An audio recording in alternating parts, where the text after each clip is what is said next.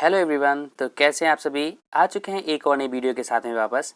और आज की वीडियो में हम पढ़ेंगे कक्षा 4 का चैप्टर 6 जिसका नाम है माँ की आज्ञा।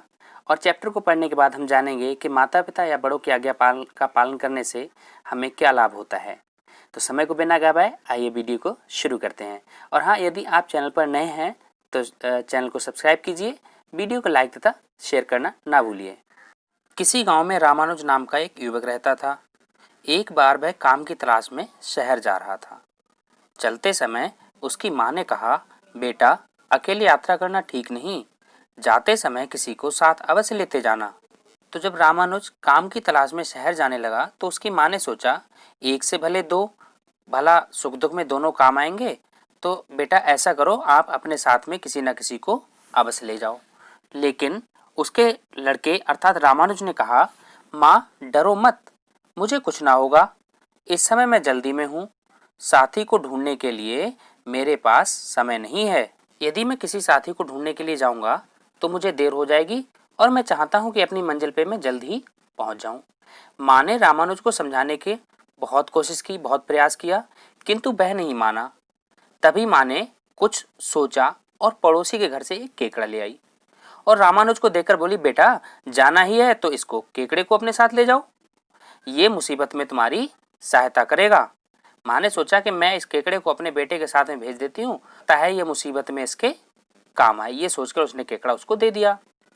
माँ के बहुत कहने पर रामानुज ने केकड़े को कपूर की एक डिबिया में रखकर शहर के लिए चल पड़ा।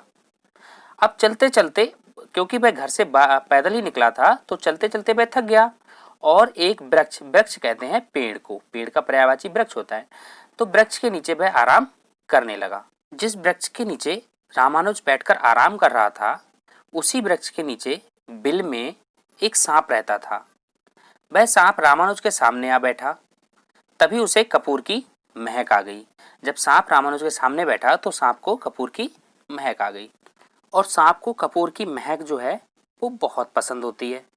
किसी तरह सांप ने उस डिबिया को खोल लिया और कपूर खाने लगा।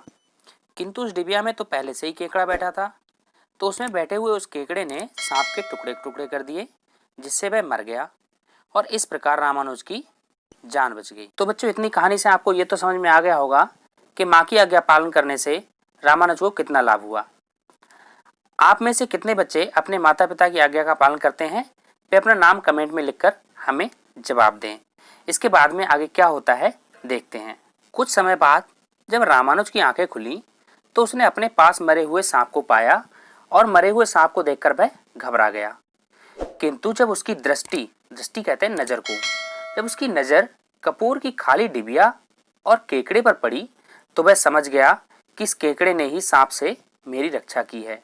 और उसने मन ही मन अपनी माँ को धन्यवाद दिया और सोचने लगा कि मेरी माँ ने मुझसे ठीक ही कहा था कि अकेले यात्रा नहीं करनी चाहिए। यदि मैंने उनकी बात ना मानी होती तो आज मैं जीवित ना होता। यह सोचकर वह हंसी खुशी शहर की ओर चल दिया।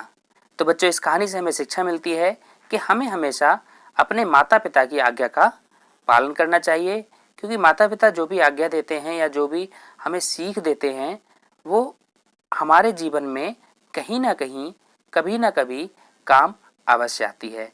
तो इसी के साथ में ये वीडियो समाप्त होती है। अगर आपको वीडियो अच्छी लगी है तो वीडियो को लाइक कीजिए, शेयर कीजिए तथा चैनल पर नए हैं तो उसे सब्सक्राइब जरूर कीजिए, क्योंकि हम अपने चैनल पर इसी तरह की मनोरंजक और शिक्षाप्रद कहानियाँ लाते रहते हैं।